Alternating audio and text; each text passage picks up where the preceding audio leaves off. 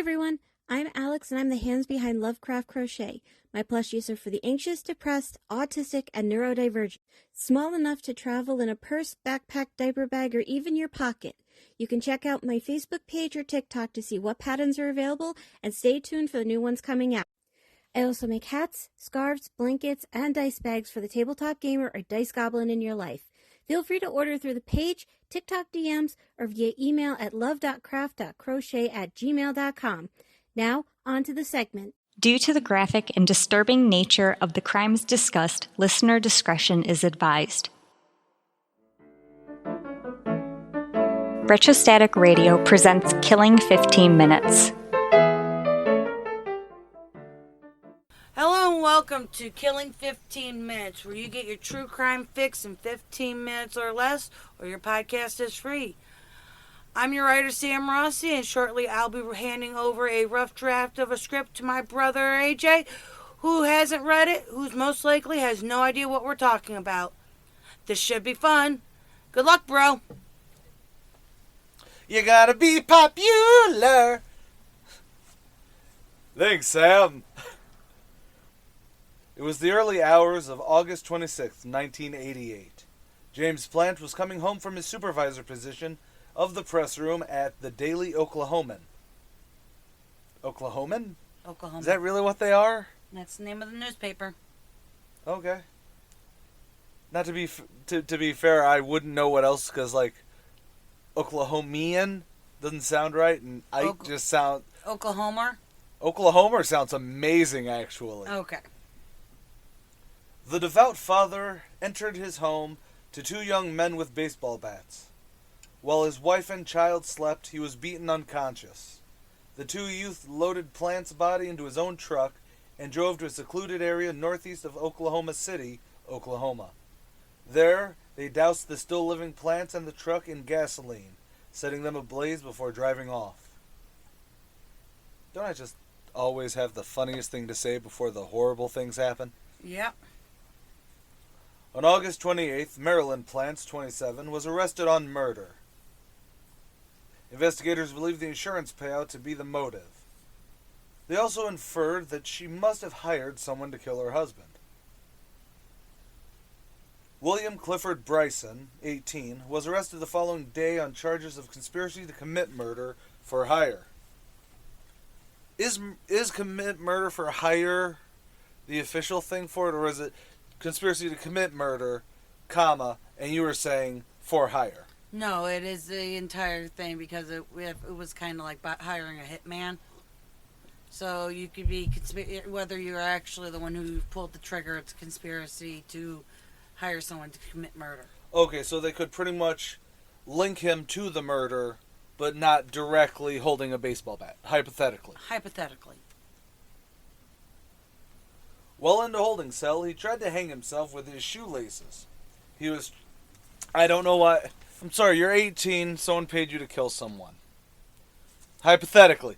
Allegedly. So, then while in a holding cell, you haven't been actually charged, or rather... You haven't probably been arraigned. You've probably been arraigned. You've probably been arrested under suspicion of, conspiracy to... Yeah. You're in a holding cell. You are not in jail. You are not at OCJ.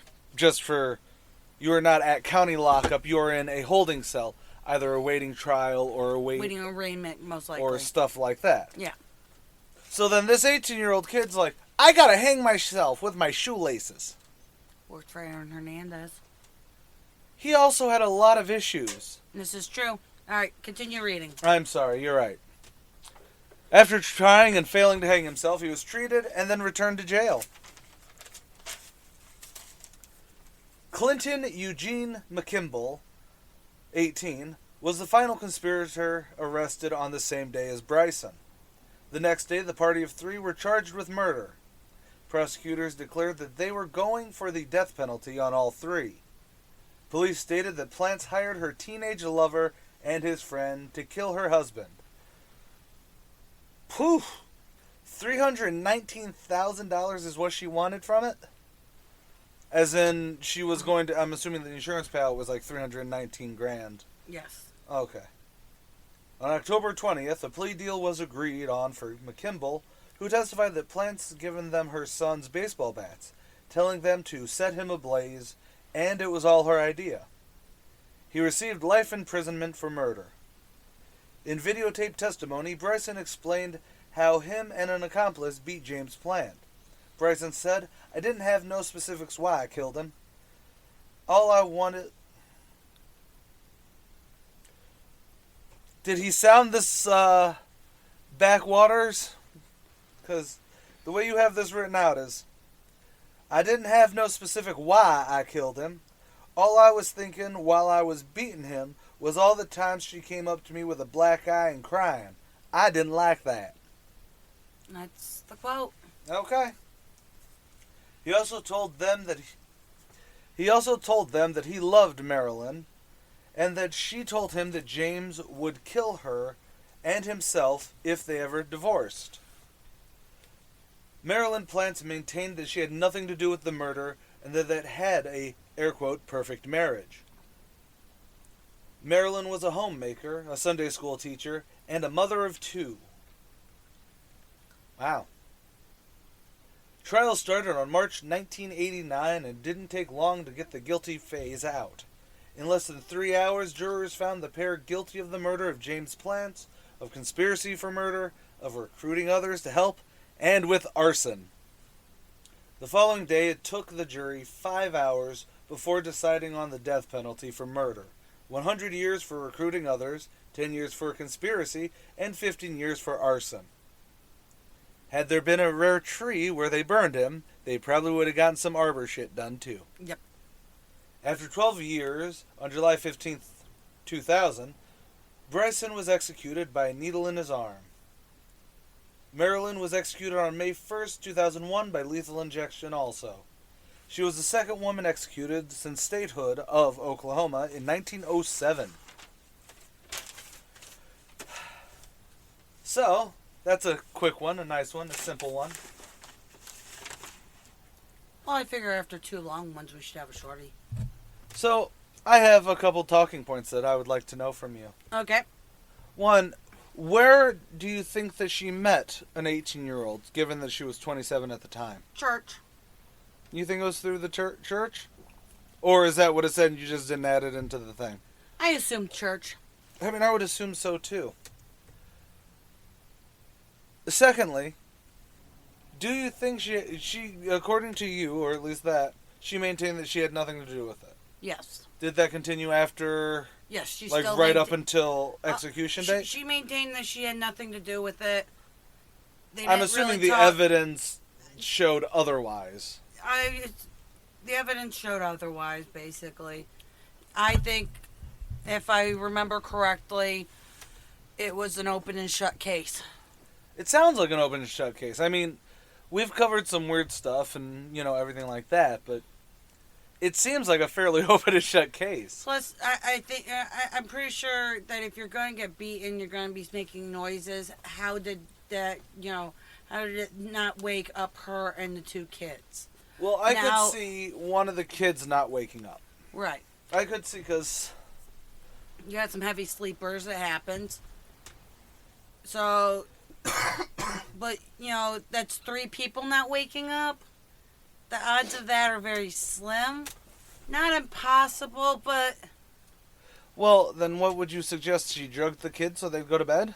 I would think they should drug the kids so they would sleep through it. Interesting point. Has nothing to do with this case at all. It's one that I would like us to do later. The possession of Damien... shit. It's the one person whose brother-in-law, I think, or brother, murdered someone, saying that they were possessed after confronting the devil during an exorcist of this one dude. With the Warrens were involved and everything like that.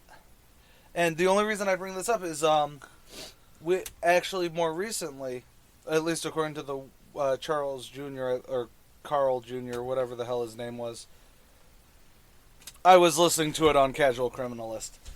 But basically, the mother was actually drugging the kids just, with pretty much actual over-the-counter sleeping aid. It wasn't like melatonin or anything.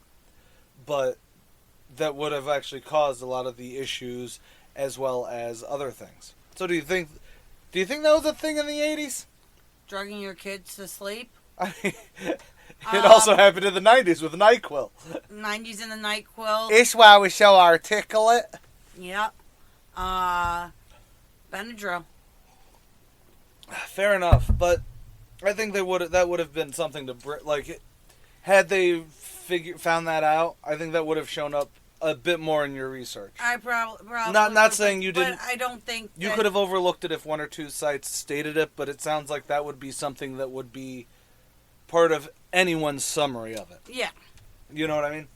Because there are times, I say this with love, that, you know what I mean, little key things that may or may not have had. It would have been something I would have remembered also. Exactly. Because it had to do with kids. Yeah, no, that's exactly why. So I'm not sure why they didn't wait. Like, I don't think that's... Because, I mean, unless they were... If they were wooden baseball bats, I agree with you. If they were metal ones, there are wooden ones, I disagree with you. I think that you could sleep through someone being hit with a wooden baseball bat. I'm thinking also the scream. But if the yells are... and well, that's also very true. But that's neither here nor there. Fellas, hi. Any fellas listening?